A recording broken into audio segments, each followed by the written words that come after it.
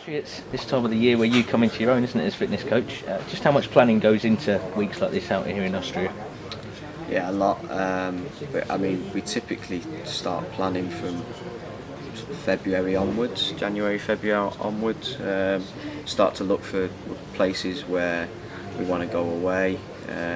Usually that's the big logistical organisation point, but even starting to bring plans together and schedules together, put off-season programmes together for players, and definitely before the end of the season we have a good layout of knowing where we're going to go and when we're going to train and those particular things, and then put the finer points through sort of over the off-season.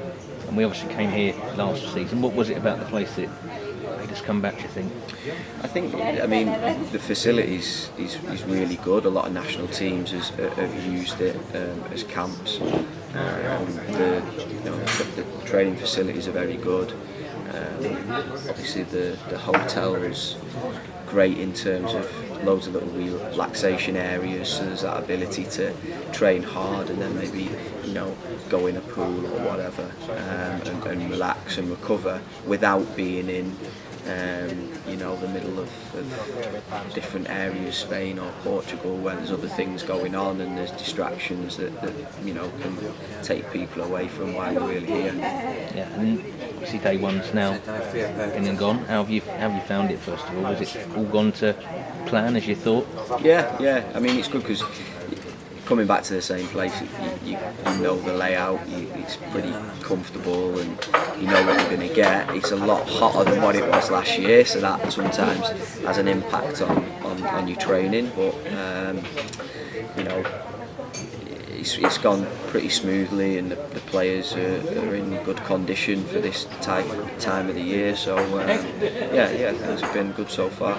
I suppose you send the players away with the programmes that you mentioned in the off-season, but until they come back, you're a little bit unknown, aren't you, until you see them do the test. So what goes on that first day with the test? How many tests do they get? So there's a pretty extensive sort of medical screening that will look at a number of different things, but things like joint ranges and potential points of real concern that could potentially get the player injured.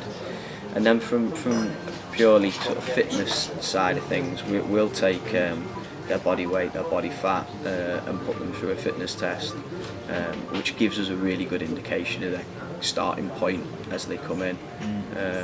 We've obviously got a lot of historical data on the players who are here, but also how we've looked across previous seasons as well, and obviously that gives you a good analysis to be able to say where you feel like the team is. Have there been any surprises? Have there been players that have probably come back in better shape than you maybe thought they would do? Probably, for the most part, across the board, most of the players have come back, in good shape. Again, if we look at last year to this year, we test in season as well, so we can kind of get snapshots of where players were in March and in November and in pre-season, and a lot of the players have held on to their sort of in-season fitness really for the most part, and that's obviously really, really positive. And we've put a lot of detail into the off-season programmes this year, and hopefully that's been a part of that.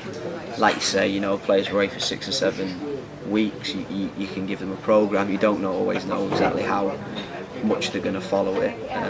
We always put it to them that if you follow this, you're going to be fine when you come in for pre-season, and it looks as though that's sort of the stage we're at the moment. You've been with us for, you said 8 years, haven't you? Yeah, coming up to 8 years, I think. Yeah. I'm guessing it's evolved loads over that time. Obviously, players maybe back in the day, as soon as the end of season came, it was a case of right, relax, go on holiday. They've got to keep themselves ticking over nowadays, haven't they, athletes?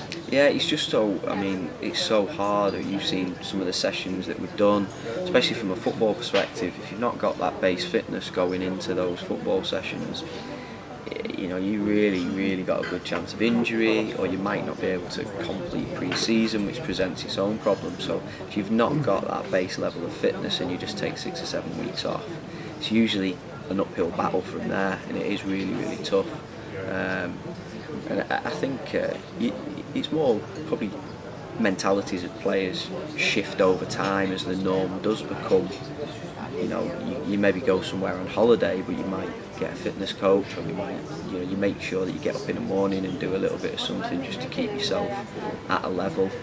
And I think most of the lads realise that, like I say, it's hard to get through. Pre-season's going to be a real battle if you come in and you've had 6 or 7 weeks off. And I suppose it's important to get that work-play balance as well, because I think they are footballers. You have got to get the balls out at some point, rather than just run. And I think as well that a lot of that comes from a starting fitness point of view. So the quicker we can make the football the important part of the session, the better.